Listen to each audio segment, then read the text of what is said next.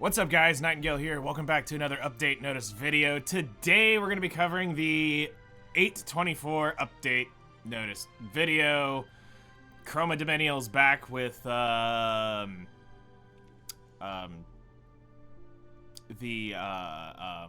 would be the word for this update? This is like the kids meal update notice. Yeah, alright, anyway, so let's jump into this and go over it. So, number 1, a new 4-star hero, Infinite Horizon Achates. Finally, Light Achates is here. This is gonna be so hype, guys, can't wait. And then we scroll down and we read that she's a Light Pisces, okay. And then we look at her skills. And then this is where things go, why? Matter Reconstruction, her S3. We don't give a crap about before awakening, so let's go straight to the after awakening. Dispels all buffs, or all debuffs from all allies before granting a random buff for 2 turns for each dispelled, or for each debuff dispelled and recovering health. Amount recovered increased proportional to the caster's max health. When the skill is available according to cooldown count at the end of the enemy's turn, increases combat readiness of the caster by 15%. Okay. We'll just think about that for a second. Unbridled Potential. With a mysterious power, dispel 2 debuffs from an ally except for the caster, and grant a barrier for 2 turns before increasing combat readiness by 40%. Barrier strength increased proportional to the caster's max health. Okay. Mysterious Design. Attacks the enemy with a staff with a 30% chance to stun for 1 turn. You can increase for 10 souls, 100% chance to stun. Alright. So.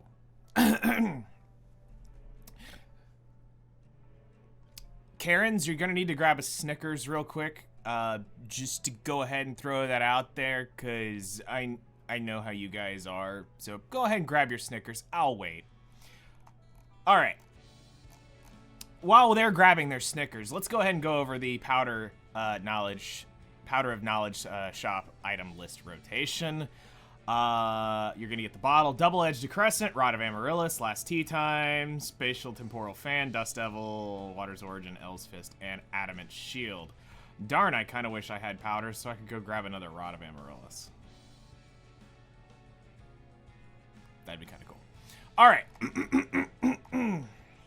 So, today I'm here to inform you that Light Achates is trash. Like, absolutely unusable trash. Well, Knight, you're always so negative about stuff. No, listen, Karen, it's not about being negative. It's about being real, all right? Here's where some of you glue sniffers miss the small little thing here that really sucks. The idea is really cool.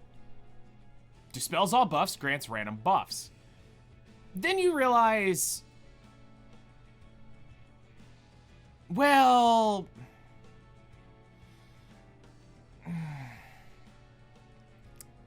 here's the thing. She only is valuable to do that if the debuffer isn't controlling her. And you're assuming you have enough ER to control her, or to prevent being controlled. When you're going to be kicking over that kind of debuffs that you're hoping to get this massive barrage of buffs from, you're probably getting screwed over because she's going to get stunned, she's going to get slept, and let's just be real. Ignore ER runs rampant now in Epic 7 Soul Burns. And if it's not, there's now units that just have Ignore ER based off of their kit. If they do this, it's gonna ignore your entire resistance stat. So what's the point? The other thing is she's outside of her S3 healing, she's really got nothing left to do once she does that. Sure, she can use her S2, but by the time that's done, if the team has, if you're going into a real control comp, like we're talking like real massive, like, you guys don't, some of you don't understand that some of these guys that are running debuffers are running like 300 effectiveness. Not even my 250 ER ML Ken will resist that without Christie. And even then, it's sus, because they're already at 300 effectiveness. Which technically, make sure you put this into your minds, that's like 400 effectiveness for free. Because they get that 100 extra effectiveness because that's how Epic 7 decided to create the ER versus effectiveness. We start with 0 ER, they have 100% effectiveness to begin with. So, in their kit, behind the scenes. So when you understand that, you realize that even if I crack down on a 200 ER version, that debuffer, that real debuffer that you're going to be wanting to turn that from is going to do that. Then when you realize that if it's a light debuffer and you're trying to just avoid a debuff or two, why not just carry somebody who can, like Deanne, who will cleanse the buffs, give you a barrier, give you anti-crit for when it decides to work in an attack buff? Or any of the other units out there that cleanse 2 debuffs and then you're good to go. You don't need this unit. This unit does nothing. And then on top of it being random, why? Like, we're gonna pop over here so that you guys can see a real Achates. This is what, you shouldn't be going out and building Light Achates. Go build the better unit. Light Achates, or just Fire Achates is infinitely better, does that job, that whole thing, infinitely better than Light Achates. Why do I say this? All right, well, let's look at my Light Achates. All right, so I'm gonna basically be resisting, I'm not gonna take this in, let's be real. Let's just go ahead and set the playground out right here. I'm not taking this into a 300 effectiveness unit, all right? I'm not doing that, okay? Let's just get that out there right now. I'm not gonna do that. I'm not gonna go into anything like that. So, this is what I use when I want to, you know, if I don't want my Soul Weaver getting hit. Fire Achates is probably the best of the 4-star Soul Weavers. Let's be real. She's fantastic. And let's go over her kit real quick. Very same passive, but doesn't do all the buff crap. Or the very same S3. Dispels debuffs from all allies, and she heals them. Now, here's the disgusting part. That soul burn is nasty. That is enough to bring you from the edge of death back to, let's go, I'm back in this fight for the rest of the game. That's a great, great, great S3. Guild Wars, Arena, RTA, you name it, yeah. Low rank RTA, because you got to remember, not everybody's gonna go up there into the higher ranks. So if you're in the bronze, silver, gold, you know, if you're in that low range, you're just starting out. This is gonna screw over so many people who doesn't have the DPS to out sustain you, and it's cheap. 10 souls, guys, come on, 10 souls, and you're good. Full health, ready to rock and roll. Now, let's talk about her S2. This again is why I say she's disgustingly broken. Recovers allies' health, grants invincibility for 1 turn before decreasing skill cooldown by 1 turn. Amount recovers increase proportional to the caster's max health. So, you've used this, you can decrease this to make this now show up faster. And then if you would like, you could go here and pop your, you know, you could up this for the effect chance. I never found it really worth. I might someday just screw it. Let's just throw it in there and go for it. Just to have the decreased attack down, but she's never there for that. Like, that's not why I'm taking her. This is penance for what we're doing. So when you realize how great this Achates really is, mine's not like built on like stupidly OP gear. I didn't build her to be the best Soul Weaver on my team. I built her to be tanky. I built her to be able to resist the normal provokes, the redirect provokes, the silences from the smaller end of the spectrum. If I'm gonna go into a heavy debuffer, I've got to go look at other options. I gotta make sure that I can just nullify it, or find a way to get rid of that, or find some other way to shut them down before we get into that. Or I just ignore that stuff completely. You know, it really comes down to that too. You just ignore it. If you don't have the ability to take it on, ignore it. But when we look at Light Achates to this Achates, they're night and day. This is superior in every direction. And here's the cool thing. You can look at this in two different ways. You can take her to get more health, which is obviously better for healing, or if you really want to tank somebody up by an extra 10%, her imprint is kind of decent. I've used it both ways depending on what I was going into. Exclusive equipment already. OP is everything. That rapid cure amount by 67%. Rapid cure, by the way, is the S2, in case you're wondering. So that has a massive heal on top of that. It's great. Now, I run her on Rod for this reason. Just an extra 20% ER to all allies and increases the healing to all allies by 34%. So, Shamadra's staff to me was a no-brainer for her. Ready to rock and roll. She goes out, she does her job. But wait, there's one more Achates, and I wish I had this one built, but I just don't have the gear to do what I want to do for her, so I've never done it. Shooting Star Achates, aka Mini Ruel. That's right, Mini Ruel. Ruel of Light. I so wish I had this thing really built, but someday I'll get the gear to do what I want. This would be a great dark bait, or a light baiter. So you come in, you get light bait, you know, hitting on this, but it depends on if I'm using Dark Corvus or not, or if I'm gonna, you know, when we're going into the AI stuff. Typically I'm wanting Dark Corvus to get hit, or there are times where I'm like, you know, I just need a dark unit. This would come in so handy. Let's talk about her kit. And this is why she's still even better than Light Achates.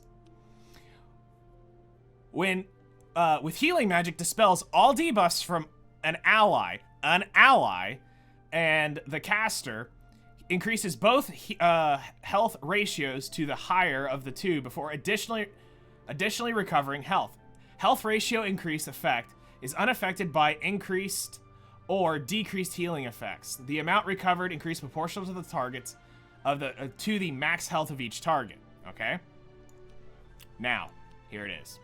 Revives the dead ally with recovery magic and grants them immortality for 1 turn. When the target is not dead, grants immortality and 2 random buffs for 3 turns. So, in this aspect, if you happen to have the souls and you haven't used it, you can do this. You can go soul burn this, you bring them back to life, then you heal them with the S3, and now you've kind of got them back in the fight. And then again, you've got decreased hit chance here. Wouldn't really invest into this, you know, too much, but you've got, we call her Mini Ruel because she is one of the few reviving Soul Weavers. She's not as good as Ruel's heal, but if you play your cards right, you can kind of balance this out, making it a little bit better. But to go back to today's video, we've got Light Achates, which is the worst of the 3 units. If we look at the terms of these, it's not me being negative. It's not me trying to, you know, rain on your parade and tell you that every unit they release is crap. It's just, this is kind of crap because of what they've done to the game. Now, if you're just wanting to get one random buff off of it, you need to understand it's... No, you want to go in with the upper hand. You don't want to guess on RNG letting you win. Go in with the advantage of knowing you win. I know that when I use X skill, I'm getting Y buff. Not, when I use X skill, I pray I get Y buff. Because if I don't get this 1 buff, I'm dead. So, don't play around the what if. You're already playing a gotcha game. Don't gotcha your skills. Come on, this is logic. This isn't me being negative. This isn't me being, you know, irrational about this. This is being logic. Because the way they've set up the game, now, at this point, ER does not mean anything anymore to the normal way of playing the game. ER is to stop the light debuffers. It's not to stop the control comps that are going to absolutely destroy you with debuffs. There is no way for you to stop those with just ER alone, because Smilegate or Super Creative is who we really need to be blaming here. I don't think Smilegate has a point in this. This comes from the core of the game. We're telling you now to put more ignore ER soul burns in the game. We're going to ignore this resistance. Why? Because there's a small group of people who cry like little children when their debuffs don't land on their openers. And they feel entitled that they want to be able to set it up, get that extra turn to do the next thing, to make sure that that unit can't be countered by this unit. So we've got to buff it so that when it does, it can't be counterattacked, which will allow them to set up the next part. And in the end, you've asked for too much. It's not just, I pop a skill, now it's your turn, or it's my next turn to respond with the next unit. Everything's doing too much on top of, I'm gonna ignore your entire resistance.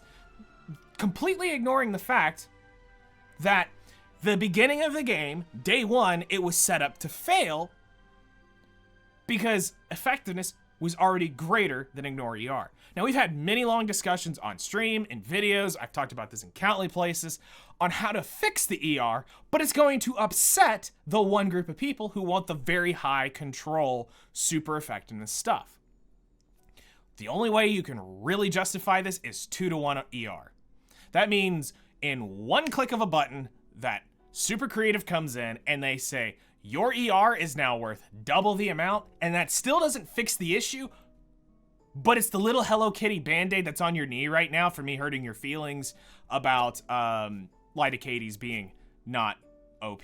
And me not saying she's the best thing ever. Oh my gosh, you guys need to make sure you go blow your 4-star pity on her. She's so great. It's the next AOL. I can't believe you guys aren't wanting to pull for her. It's so OP. It's such a meta changing thing. Like, if only I had this unit, it would change the world. It would bring peace and prosperity and whatever in the world you need to sleep at night. She's not that. Because other things in this game have gone in that direction. So I was really hyped for this because I was like, finally, I'll have a Dark Bait Soul Weaver that's not Ruel and not Doris. Thinking, okay, if we go get, I'm like, all right, we've so got something cool here because we got Fire Achates. She's awesome. We've got Dark Achates. She's pretty cool. But now what happens if we get like a mix of the two? Light Achates would be great. Not really. The S3 sucks. Somebody's probably going to go out there and say, oh, pop on this artifact and she's so OP. No. You lost me at the buff thing. The random buff thing, no. Throw that out. Get rid of that, and I might, honestly, if you just remove that, I might just be like, all right, cool. She can CR push herself. She's got a CR push for the ally that you do. So, I mean, you're probably looking at that like, okay, I can get a 40 CR push. Cool, but just remember that there are things out there that you gotta stop, that could stop you. You've got your Politis, you got your Celine, you've got your mom, and everything else that it's neat, but it's a 4-star in the end. It's at least Fire Achates can hold on her own. Shooting Star Achates can hold on her own. This is one's pretty sad.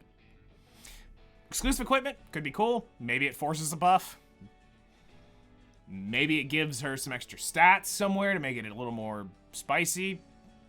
Pisces was a little weird, I'm not gonna lie. I was hoping for Gemini, but you can't get everything here. I mean, at least we got Light Achates. The look is cool. I thought that was neat, but again, I'm also not a huge fan of that whole sci-fi stuff with them. It's been cool, but I'm not like, oh my god, raving over it. Anyway, that's gonna be it for this week. It's really it. It's just a unit, but make smart decisions. Level up your Fire Achates. If you guys have never looked at Fire Achates, 100% worth the investment. Friendship tenor, because you're probably never gonna want to level up that S1. Just being fair. And you've got yourselves a really great alternate healer for big fights. Learn how to use the skill cap of being able to figure out how to use the 2 to the 3 or the 3 to the 2. Really can help you out win some big fights if you understand how to use those heals. They're fantastic. So you guys take care, and we'll see you in the next one.